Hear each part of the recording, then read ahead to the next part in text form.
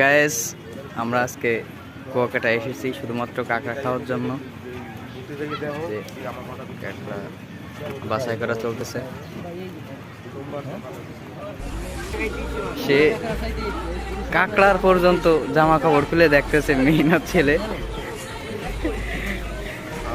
তো বন্ধুরা, সি বিচে আসবো কিন্তু কাঁকড়া খাবো না তা তো হয় না।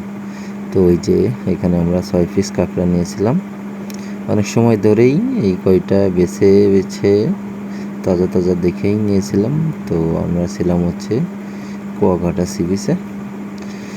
তো বন্ধুরা, এই যে দেখুন সি বিচটা কত সুন্দরভাবে পড়ন্ত বিকেলে লোকজন বসে আছে।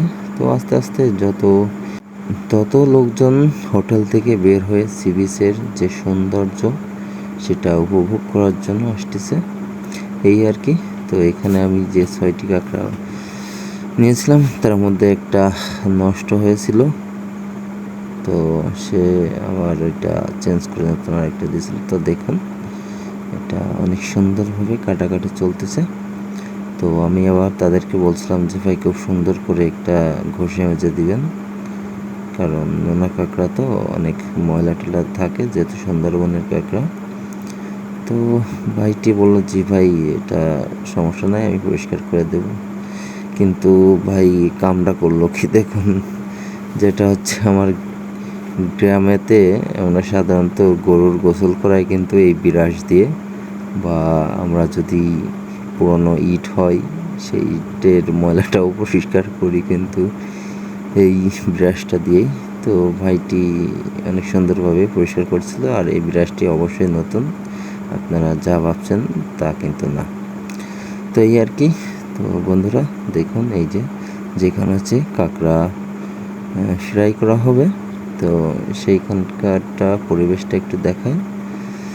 তো বন্ধুরা দেখুন, এই যে এরা হচ্ছে একটা ভ্যানের মধ্যেই সব কিছু সেট আপ করে নিছে। তো এখানে আবার কড়াইতে যে তেলটা আছে, তো এই তেলটা দেখে আমি আবার বললাম ভাই এটা কি মোবিল দিয়ে ভাজবেন নাকি? সে বলল যে না ভাই, কি বলেন, এটা মোবিল না, এটা পুরনো তেল, আপনার 2-3 ব্যবহার করছে, এর সাথে আবার নতুন তেল মিক্সড করবে।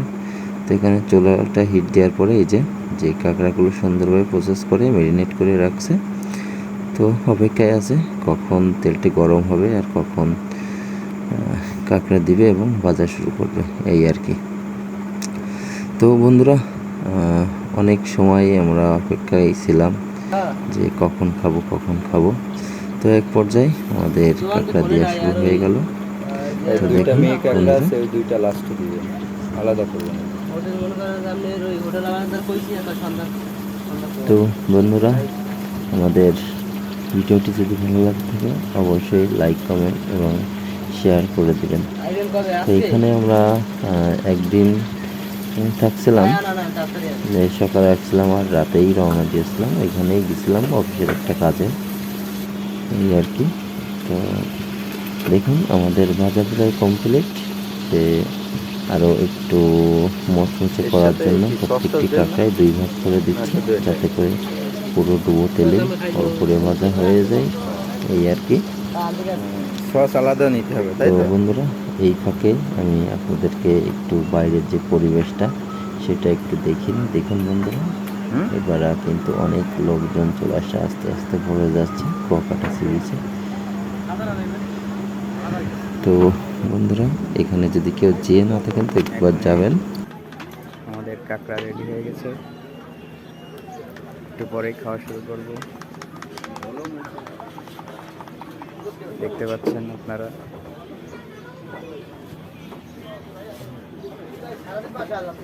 আমি বাদ, আমি তোমাকে খাই দেব। No thanks. কেমন? অস্থির একটা টেস্ট আছে এর মধ্যে। ফার্স্ট টাইম তো সেরকম একটা আনইজি ফিল মনে হয়। তুমি তো খাবো? হ্যাঁ।